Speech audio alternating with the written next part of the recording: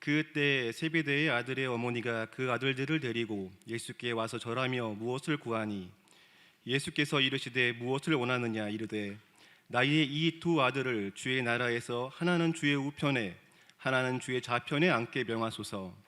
예수께서 대답하여 이르시되 너희는 너희가 구하는 것을 알지 못하는도다. 내가 마시려는 잔을 너희가 마실 수 있느냐?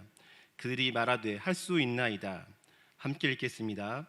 이르시되 너희가 과연 내 잔을 마시려니와 내 좌우편에 앉는 것은 내가 주는 것이 아니라 내 아버지께서 누구를 위하여 예비하셨든지 그들이 얻을 것이니라. 자, 오늘 이 시간에는 예수님의 12제자 시리즈 10번째 야고보의 변화에 대하여 묵상하겠습니다. 자, 오늘도 들려질 하나님의 음성이 말씀을 듣는 여러분 모두에게 감동과 도전의 시간이 되시기를 축원합니다. 자, 먼저 이 야고보에 대하여 살펴보기 전에 헷갈릴 수 있는 이 이름에 대하여 한번 정리하겠습니다. 자, 복음서에 보면은 야고보라는 이름을 가진 사람이 3명 나옵니다. 첫 번째는 예수님의 동생 야고보입니다. 예수님 동생 중에도 야고보가 있습니다. 그는 바로 자기 형님이 메시아이긴 했지만 십자가에 죽으시기까지는 그 형을 메시아로 인정하지를 못합니다. 예수님이 부활하시고 승천하신 후에야 마가다락방에서 성령을 받은 다음에야 완전히 달라져서 결국 예루살렘 교회를 세워가는 신실한 지도자로 변모합니다. 그래서 여러분이 잘 아시는 야고보서도 예수님의 동생 야고보가 지은 겁니다. 야고보서. 그만큼 훌륭한 제자로 변화됩니다. 또 한 명의 야고보는 알페오의 아들 야고보인데요, 예수님의 제자 중 하나입니다.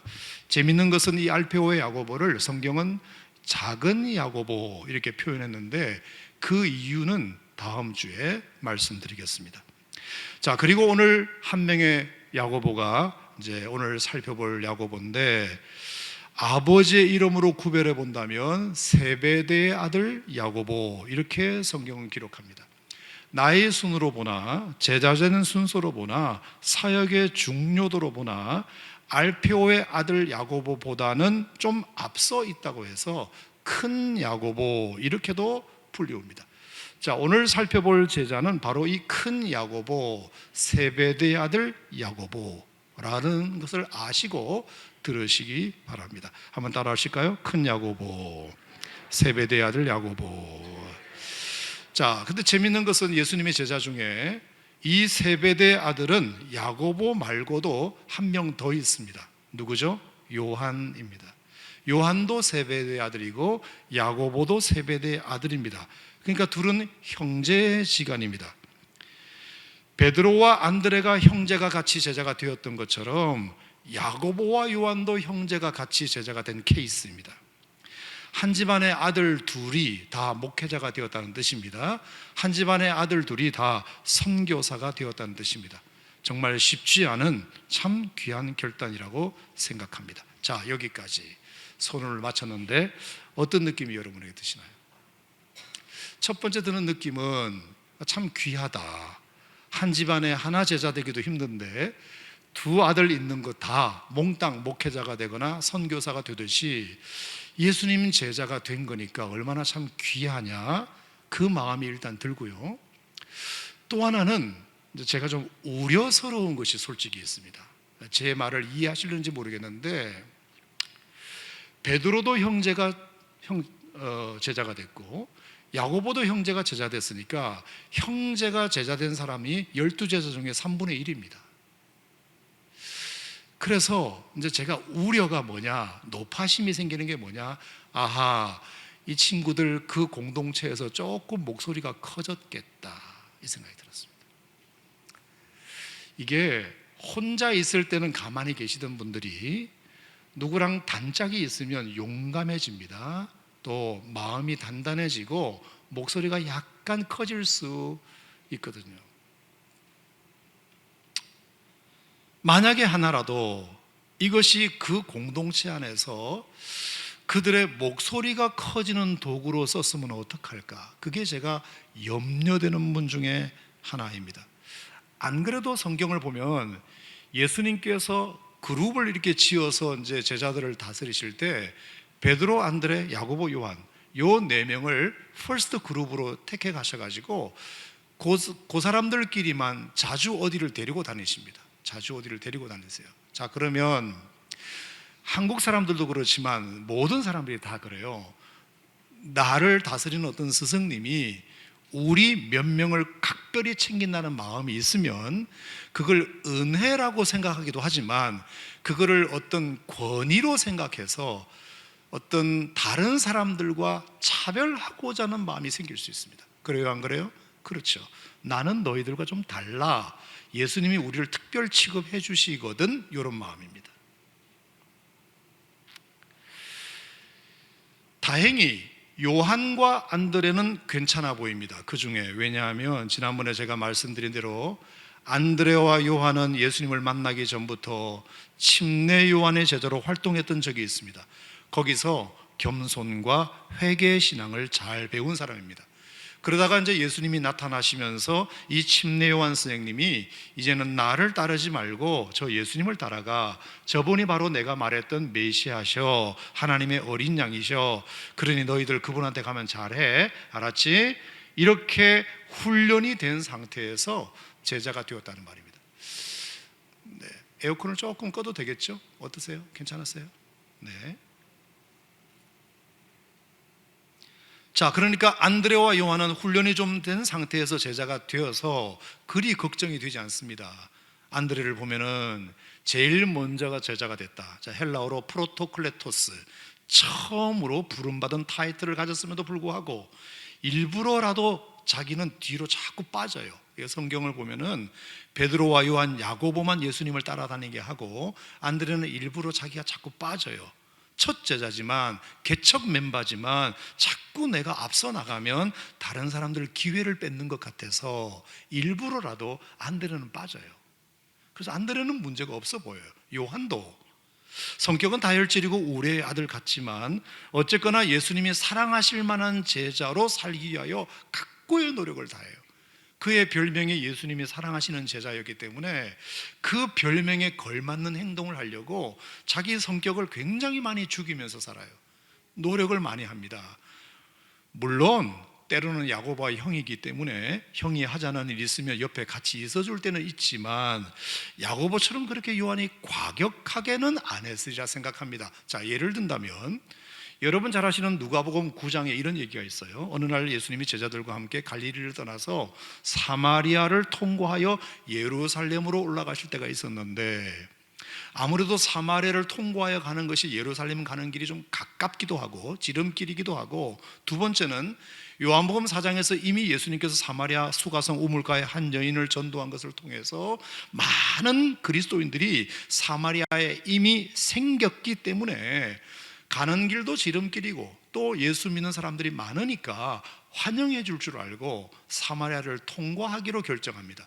선발대를 보내요. 선발대로 가서 숙소도 알아보고 식당도 좀 예약을 해놔라 하고 이제 선발대를 보냈는데 그 선발대로부터 들려온 소식이 베드로와 요한을 아주 화를 나게 합니다. 뭐냐 하면은 예수님 일행을 우리 사마리아 통과하도록 우리가 허락하지 않겠다, 이렇게 된 겁니다. 숙박 호텔이나 여관도 안 내주겠다, 식당도 음식을 안 팔겠다, 이렇게 된 겁니다. 그 얘기를 듣자마자 베드로와 요한이 얼마나 발끈을 했는지 모릅니다. 아니 어떻게 예수님이 자기들 생각에서 일부러 사마리아를 방문했다고 하면 영광스럽게 알아야지. 예수님이 그렇게 애정을 가지고 전도하셔서 많은 사람들을 믿게 해 주었으면 은혜를 알아야지. 어떻게 그럴 수 있나. 이런 배은망덕한 사람들 같으니, 이러면서 한 말이 예수님에게 뭐라고 말했죠? 예수님, 이런 사람들은 그냥 봐주면 안 되고요, 얼른 하늘에서 불이라도 내려가지고 불살라 버려 주시옵소서. 과격하죠 여러분? 그래서 예수님은 그 얘기를 듣자마자 엄청 꾸짖으세요. 그렇다고 해서 니들이 그렇게 반응하는 것은 그건 못된 마음이야 하고 야고보와 요한을 꾸짖으라는 사건이 나옵니다. 자, 이때도 저는 성경에는 분명히 야고보와 요한이 그랬다고 기록은 했지만 정황으로 봐서는 야고보가 주동했을 거라고 생각합니다. 요한은 자기 형이 그렇게 말하니까 옆에 서 있었던 것밖에 없지 주동은 야고보가 했으리라고 생각합니다. 자, 그런가 하면 또 이런 일도 있었어요. 예수님이 공생의 사역을 거의 끝내시고 예루살렘에 이제 입성을 하실 때 예수님이 이런 말씀을 하셨어요. 이제 내가 하나님 아버지가 나를 이 땅에 보내신 사명을 완수할 때가 됐어. 그러시면서 제자들에게 마음의 준비를 단단하게 시키십니다. 내가 이제 사명을 완성할 때가 됐어. 그랬더니 그 말이 떨어지자마자 야고보와 요한이 한 말이 뭔지 아세요? 여러분 잘 아시는 우편 좌편 자리 청탁입니다. 예수님 그러시다면 우리 형제를 하나는 우편에 하나는 좌편에 앉혀주실 때가 됐다는 소리네요. 저와 내 동생 요한이 이만큼 수고했고 그럴 만한 자격이 있다는 것은 예수님도 잘 아시죠. 이래버린 것입니다. 안 그래도 예수님께서 지금 예루살렘 입성을 앞두고 마음이 무거우신데 정말로 그 분위기에 안 맞는 이상한 말을 야고보와 요한이 뱉어버립니다. 그러니 제자들이 그 소리를 듣고 가만히 있겠습니까? 그러라고 하겠습니까? 제자들도 벌컥 화를 냅니다. 아니 왜 니들만 좋은 자리에 앉냐? 이런 반응입니다. 자, 이때 역시도 야고보와 요한이 둘 다 똑같이 그런 걸로는 나오지만 이때도 저는 야고보가 주동이 되고 요한은 그저 형 옆에만 있어 주었을 것이다. 계속 말씀드리지만 안드레와 요한은 침례 요한의 제자로서 일찍이부터 그런 겸손과 회개의 훈련을 받고 신신당부를 들었던 사람이고 줄곧 예수님의 사랑받는 제자가 되려고 요한은 노력했던 사람이고 그래서 그 결과 예수님의 어머니 마리아까지 요한에게 맡길 정도로 요한은 굉장히 신실하게 살려고 부단히 애썼던 사람이기 때문에 형제가 같이 나오지만 야고보가 그 모든 일을 주동했을 가능성이 높다고 생각합니다. 아무튼 그래서 야고보는 자기를 영접하지 않는 사람들에게 참지 못했고 다른 제자들보다 특별 대우를 받기 원했다 이것입니다. 아니 왜 그랬을까? 이유가 뭘까? 아니 왜 그들은 성격도 그랬지만 왜 다른 제자들보다 특별 대우를 받는 마음이 있었을까? 특권의식이 있었을까? 성격이 그랬다는 것은 그건 태어난 거니까 어쩔 수 없다 치더라도 제가 다른 차원에서 이 문제를 한번 접근해 보고 싶은데 제가 이번에 야고보 설교를 준비하면서 놀라운 장면 몇 군데를 찾아냈습니다. 여러분 한번 보시면 이해가 되시리라 생각하는데요. 자, 마가복음 10장 35절을 한번 찾아보겠습니다. 자, 마태복음은 손가락을 잘 끼워 놓으시고 마가복음 10장 마가복음 10장 35절 중요한 교훈이에요. 자, 마가복음 10장 35절 같이 읽어볼까요? 시작. 세베대의 아들 야고보와 요한이 주께 나와 여짜오되 선생님이여 무엇이든지 우리가 구하는 바를 우리에게 하여 주시기를 원하옵나이다. 이르시되 너희에게 무엇을 하여 주기를 원하느냐 여짜오되 주의 영광 중에서 우리를 하나는 주의 우편에 하나는 주의 좌편에 앉게 하여 주옵소서. 하나는 오른쪽에 하나는 왼쪽에 당신이 영광 받으실 때 우리 형제를 앉혀주세요. 자, 누가 말했다고요? 야고보와 요한이 직접 예수님에게 요구했다 이렇게 돼 있어요. 자, 그런데 마태복음으로 가겠습니다. 마태복음 20장 마태복음 20장 똑같은 사건이에요. 똑같은 사건인데 마태복음 20장 20절 자, 여러분 이거 모르셨을 거예요. 마태복음 20장 20절 시작. 그때에 세베대 아들의 어머니가 그 아들들을 데리고 예수께 와서 절하며 무엇을 구하리 예수께서 이르시되 무엇을 원하느냐 이르되 나의 이 두 아들을 주의 나라에서 하나는 주의 우편에 하나는 주의 좌편에 앉게 명하소서. 마가복음에는 본인들이 요구했다고 되어 있고 마태복음에는 그 엄마가 와서 청탁을 했다고 되어 있어요. 뭐가 맞지? 성경을 읽다 보면 가끔 이렇게 모순되어 보이는 구절이 몇 개가 있어요. 그럴 때는 이렇게 해석하시면 돼요. 영어로 either or의 개념으로 이거냐 저거냐로 해석하시면 안 되고요, both and로 해석해야 돼요. 이것도 맞고 이것도 맞아요. 자, 그러니까 이것을 합해보면 어떤 말이 될까요? 어머니가 말을 하고 아들들이 맞장구 쳤거나, 아들들이 먼저 말하고 엄마가 맞장구 쳤거나, 뭐 상관없어요. 중요한 것은 엄마 생각이나 애들 생각이나 똑같았다, 그 뜻입니다. 자, 그러면 질문이 뭐냐? 아니, 어떻게 이 엄마는 무슨 용감함이 있어가지고 예수님을 언제 뵀다고 이렇게 만나자마자 자기 아들들 잘 봐달라고 청탁을 하게 됐을까? 이게 이제 제가 궁금한 겁니다. 아니, 예수님을 언제 봤다고? 다른 제자들 다 있는데 분명히 분란이 일어날 걸 알면서도 아무리 자기 아들이 귀하기로서니 지금 이때가 어느 때라고 자기 아들을 높은 자리에 앉혀달라고 청탁을 할까? 이 용감함, 이 무례함은 도대체 어디서 나왔나? 이게 이제 궁금해지는 겁니다. 성경을 뒤지다가 이유를 찾아냈습니다. 자, 마태복음 27장을 보겠습니다. 마태복음 27장. 마태복음 27장 55절인데요. 아마 여러분 처음 보실 거예요. 마태복음 20장 27장입니다. 55절, 56절. 마태복음 27장 55절 시작. 예수를 섬기며 갈릴리에서부터 따라온 많은 여자가 거기 있어 멀리서 바라보고 있으니 그 중에는 막달라 마리아와 또 야고보와 요셉의 어머니 마리아와 또 세베대의 아들들의 어머니도 있더라. 자, 누가 있었다? 세베대의 아들들의 어머니가 있었다. 이 장면이 뭐냐면은 예수님이 십자가에 막 달려 고난당하고 계실 때 여자들이 예수님 십자가까지 따라갔는데 그 많은 여자들 중에 누구도 있었다? 세베대의 아들들의 어머니 야고보와 요한의 어머니가 거기 있었다. 근데 그냥 구경 온 게 아니라 잘 보세요. 55절에 예수를 섬기며 갈릴리에서부터 따라온 여자.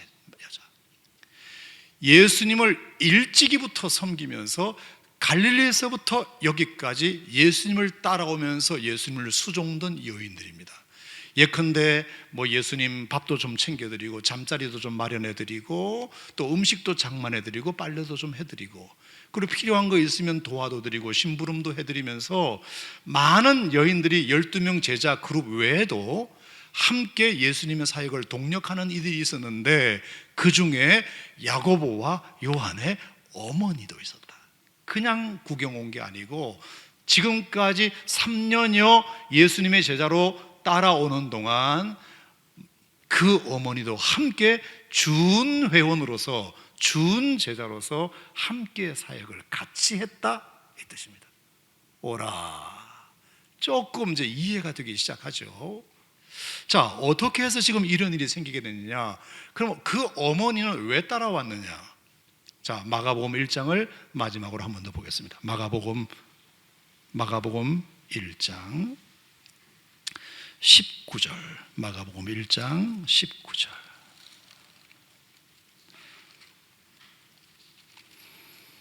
마가복음 1장 19절입니다. 자, 보시면 시작. 조금 더 가시다가 세베대 아들 야고보와 그 형제 요한을 보시니 그들도 배에 있어 그물을 깁는데 곧 부르시니 그 아버지 세베대를 품꾼들과 함께 배에 버려두고 예수를 따라가니라. 자, 야고보와 요한이 보세요. 처음으로 제자로 부름받을 때 모습이에요. 자, 여기 보면 재밌는 이야기가 몇 가지 나오는데 첫 번째, 베드로와 안드레를 먼저 예수님이 부르셨어요. 그게 어디 나오죠? 16절, 17절에 나와요. 베드로 안드레를 부르실 때는 17절에 보면 나를 따라오라 내가 너희로 사람을 낚는 어부가 되게 하리라 이렇게 분명한 목적을 말해요. 나를 따르면 너희들이 어떤 일을 하게 될 거라는 걸 확실하게 말해요.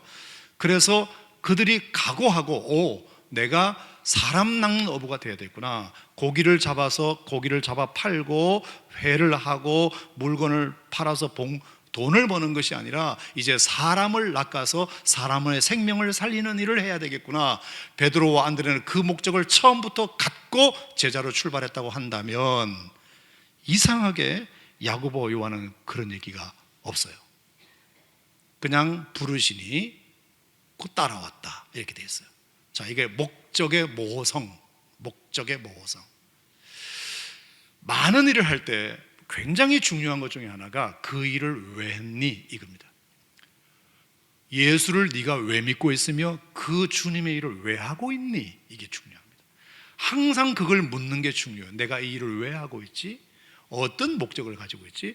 목적이 뭐하면 바람 따라 흔들리게 되어 있습니다. 유혹에 넘어갈 수 있습니다. 고난을 이기지 못합니다. 하지만 내가 이 일을 하는 목적이 베드로와 안드레처럼 분명하면 어떤 유혹에도 잘 넘어가지 않는데, 야고보와 요한은 조금 아쉽습니다. 그 목적의 모호성이 눈에 띕니다. 두 번째, 그 아버지 세베대를 품꾼들과 함께 배에 버려두고 예수를 따라갔다, 이렇게 되어 있는데요. 이 버려두고라는 말이, 단어가 개역 개정에는 버려두고라고 나와 있지만, 제가 어제 헬라어 성경, 영어 성경, 우리말 번역 성경을 다 뒤져봤는데 버려두고라는 단어는 여기밖에 없어요. 다른 성경에는 다 뭐라고 되어 있냐면 남겨두고, 이렇게 있어요. 남겨두고. 베드로와 안드레는 분명히 배와 그물을 버리고 예수님을 따랐어요. 맞아요. 근데 야고보 요한은 버리고 간 게 아니라 남겨두고 간 거예요. 아버지를 남겨두고 떠난 거예요. 자, 남겼다와 버렸다의 차이는 이런 겁니다. 보세요. 어느 날 예수님께서 야고보와 요한과 그 아버지가 고기잡이 하고 있는 모습을 보러 이제 오신 겁니다. 딱 오셨는데, 방금 베드로와 안드레도 나를 따르기로 했어, 그렇게 말씀하시면서 너희들도 나 따를래? 그렇습니다.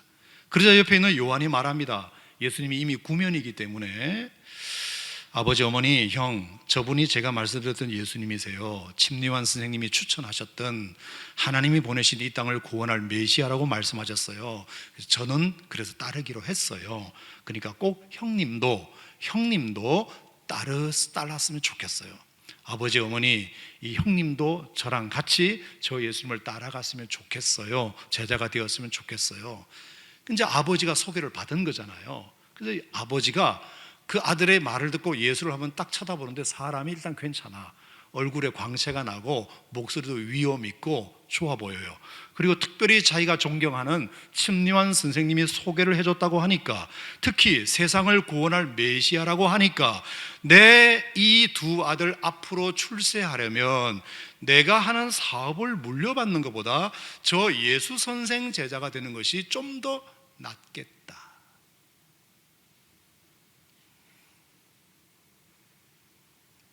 내 사업 물려주는 것보다 저 예수 선생, 왜 이 땅을 구원할 메시아라고 침례요한이 추천까지 했다고 하니까 두 아들을 저기다 보내는 것이 더 낫겠다. 빨리 가. 저 예수 따라가. 사업하는 사람들은요, 굉장히 머리가 빨리 돌아갑니다. 무엇에 투자를 하면 최소의 투자로 최대의 이익을 볼지를 늘 구상하는 사람들이에요. 사업가적 머리는 못 따라갑니다. 그래서 장사 속이라는 말이 그래서 나왔어요. 딱 계산이 나와요. 아하, 내가 하는 사업을 얘들한테 물려주는 것보다 예수 선생 따라가는 것이 훨씬 낫겠다. 그래서 아버지가 적극적으로 밉니다. 그러면서 한 말이 플러스 원으로, 여보, 당신도 가. 당신도 가. 가서 두 아들 잘 제자 훈련 받는지도 점검도 하고, 그리고 저 예수 선생 필요한 거 있으면 도와드려. 빨래도 해드리고, 음식도 장만해드리고, 잠자리도 봐드리고, 뭐 이렇게 심부름도 해드리고.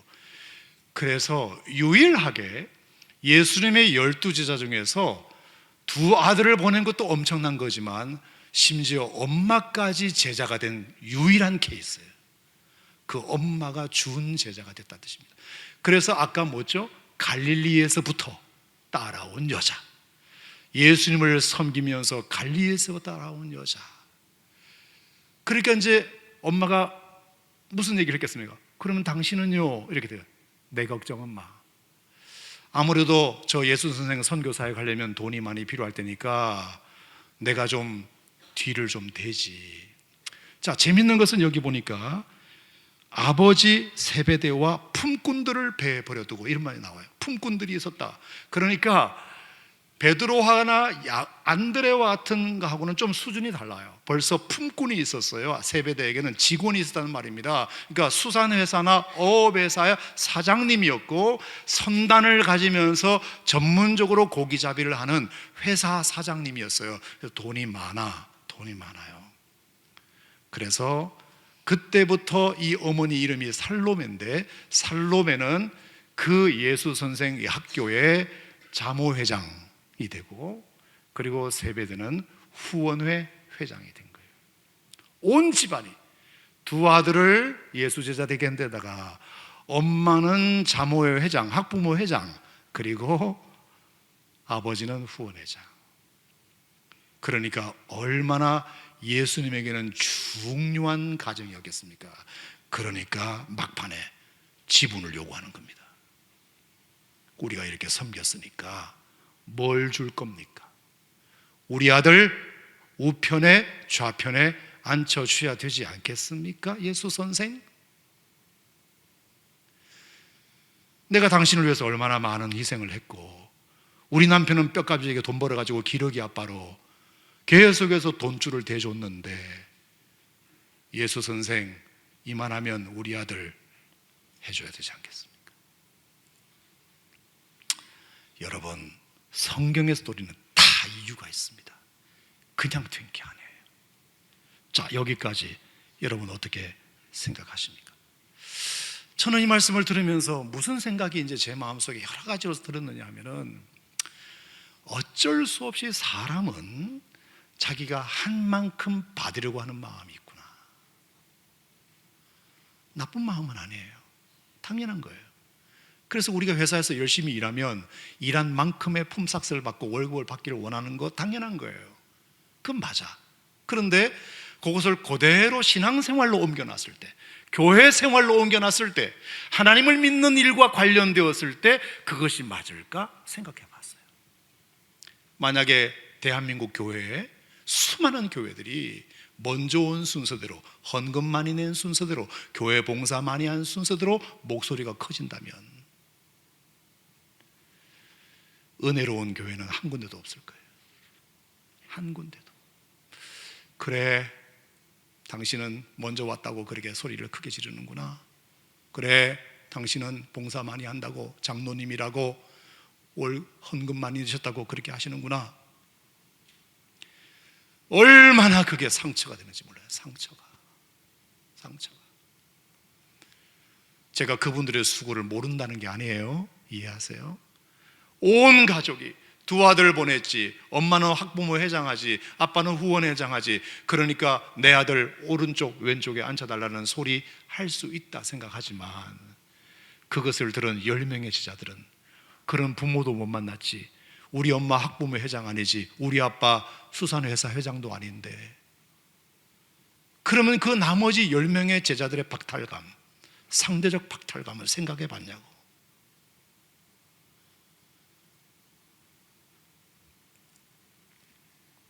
꼭 보상을 요구하는구나.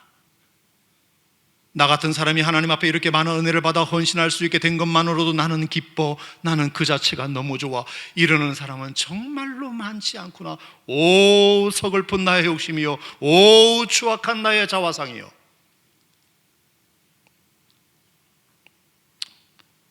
여러분 어떠세요? 저는 이해는 되지만 우리 믿음 생활에까지 이것이 이어진다면 어떻게 될까? 이런 특권의식이 도움이 될까? 교회 공동체를 아름답게 하는 데 플러스가 될까? 혹시 내가 신앙생활이 힘든 이유가, 은혜가 떨어진 이유가, 목소리가 남보다 커지는 이유가 특권의식이 생기고 마음이 높아지고 무례해지고 지분을 요구하고 공동체의 분위기를 흐리게 되는 이유가 혹시 그 마음 때문은 아닐까? 나만큼 이 공동체에 기여한 사람이 있으면 나와보라 그래. 그것이 얼마나 하나님의 공동체를 깨는 일인지도 모르고, 언제부터인가 신앙의 기본인 은혜가 사라지고 하나님을 사랑하는 마음이 사라지고 안타까워요. 제가 오래전에 전라도 고흥, 여수, 순천, 광양 여행하면서 어떤 목사님이 저를 이렇게 안내를 해주셨는데 놀라운 얘기를 하나 들었어요. 어떤 목사님이 어느 교회를 소개하시는데 그 교회 가장 헌금을 많이 하시는 장로님이 계시대요. 그 교회 재정의 3분의 1을 커버한대요, 혼자서. 그럼 우리 생각에 아이고 그분 교회 목소리 좀 크시겠네, 교회를 좌지우지 하시겠네, 이 생각할 수 있잖아요. No, 놀랍게도 그분이 그 교회에서 제일 조용하대요. 이유가 뭐냐? 그분 말씀이 기가 막혀요. 첫째는 내가 헌금을 많이 하게 된 것은 내가 그만큼 하나님의 은혜를 많이 받았다는 건데 그게 자랑이 되면 안 되지. 하나님의 은혜를 많이 받은 건데 그게 내가 자랑이 되면 되나? 두 번째, 안 그래도 헌금을 많이 하는데 거기다 말까지 많으면 교회는 내 교회가 되지 어떻게 주님의 교회가 되겠나? 그래서 사람들은 그 장로님을 그렇게 존경한대요. 당연히 교회는 평안하고.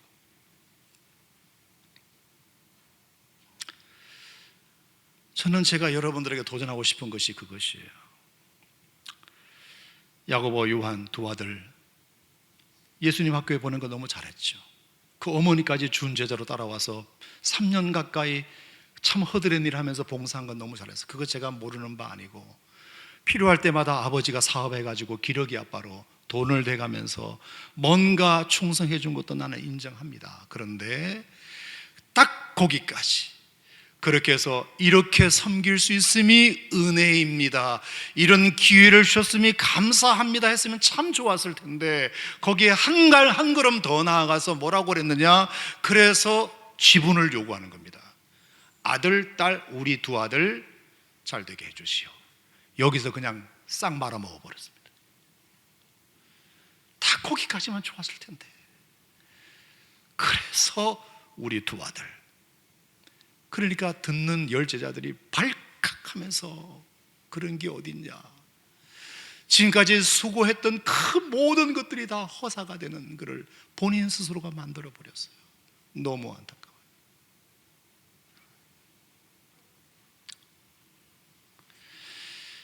참 감사하게도 저는 야고보, 요한이 그 다음에 이제 어떻게 됐느냐 하면은 그 사실을 알고 이렇게 예수님께 실망을 시켜드렸지만 인생이 그렇게 마지막까지 간 건 아니에요. 자, 사도행전 2장에서 성령을 받고 열심히 복음을 전하다가 사도행전 12장에 가면은 이 야고보가 순교하는 장면이 나와요.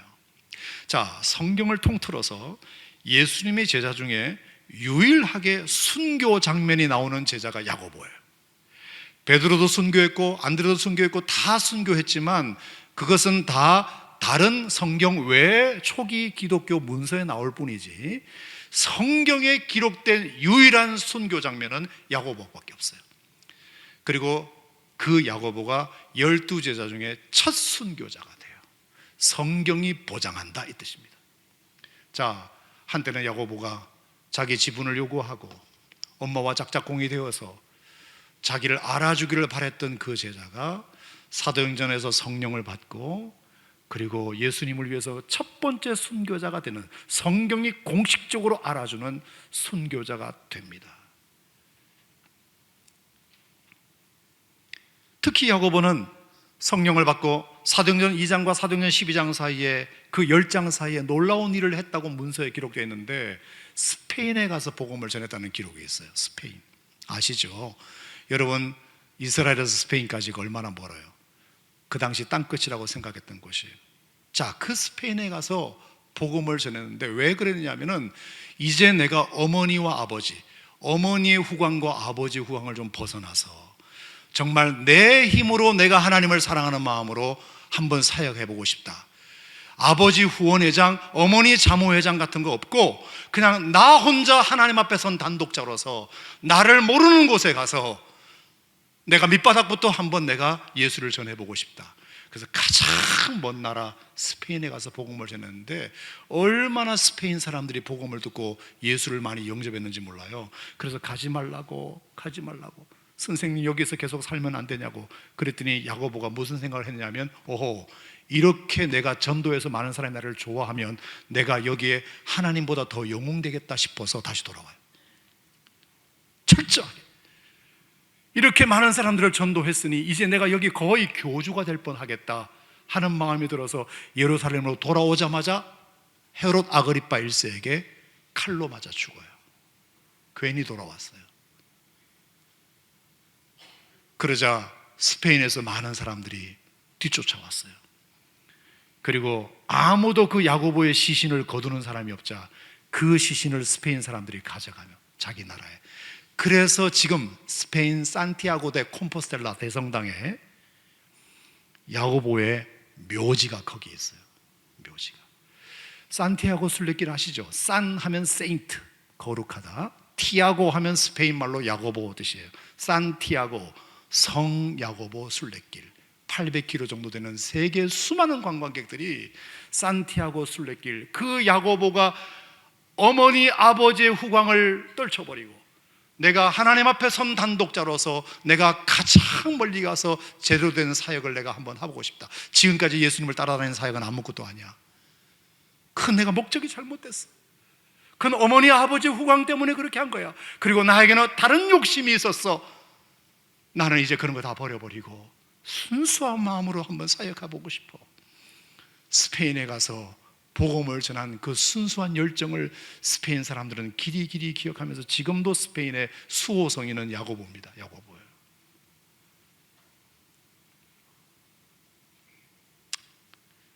저는 이 말씀을 들으면서 어떤 생각을 드느냐, 그래, 목적이 참 중요하구나. 출발이 중요하구나. 왜 예수를 믿는지가 중요하구나. 왜 주님의 일을 하느냐가 중요하구나. 그거 다시 점검해보자. 내가 목사가 되고 내가 선교사가 된 게 중요한 게 아니라, 목사가 되면 많은 사람들이 목사님 해주니까 그것이 다른 직업을 갖는 것보다 더 영광스러울 것 같아서라는 목적으로 됐다면 얼마나 그 사역이 불행한 사역인가요? 이것이 더 가치 있는 일이고 더 의미 있는 일이고 더 보람 있는 일이고 세상에 억만금을 준다 하여도 내가 주의 복음을 전하는 사역이 더 귀한 일이야 라는 그 처음의 출발선과 목적이 하나님의 일을 하는데 굉장히 중요합니다. 그래야 흔들리지 않고 고난과 유혹에 넘어가지 않잖아요. 여러분이 한번 점검해 보세요. 나는 왜 예수 믿는가? 나는 왜 하나님 일을 하는가? 그리고 두 번째, 하나님보다 내가 더 사랑하는 것이 있으면 위험해요. 주님의 제자가 된 것보다 거기에서 얻는 콩고물, 거기서 얻는 유익, 거기서 내가 한 자리를 차지하는 것, 이것에 관심을 가지면 신앙은 변질됩니다. 그걸 성경은 우상이라고 말해요. 하나님보다 내가 더 사랑하는 것이 있으면 그건 우상이다. 그럼 우리의 믿음이 순수하지를 못해요. 저는 야고보가 너무 잘했다고 봐요. 3년 동안 따라다니면서 자기가 잘못했던 거 회개하고 성령 받고는 이제 멀리 가서 아버지 후원회장, 어머니 자모회장 없는 곳에서 내가 정말로 주님을 사랑하는 마음으로 한번 봉사해보자. 그래서 많은 열매를 맺고 지금도 스페인의 수호성인으로 남아있는 야고보, 그것조차도 인정하지 않으려고 예루살렘으로 돌아왔다가 칼로 맞아 죽는 한이 있더라도 자기가 대접받는 자리는 일부러 가리지 않으려고 하는 그 마음으로 변화된 것이 제가 오늘 여러분에게 소개해드리는 큰 야고보입니다. 여러분, 우리 하나님을 사랑합시다. 하나님을 사랑합시다. 하나님보다 더 사랑한 것이 있으면 안 됩니다. 하나님만 더 사랑하고 오늘 내가 신앙생활하는 목적, 내가 주님을 섬기는 목적이 뭔지를 점검해 봅시다. 그래야 우리가 하나님께 끝까지 순전한 믿음으로, 순전한 태도로 하나님께 영광 돌리는 하나님의 백성이 되지 않겠는가 기도하겠습니다.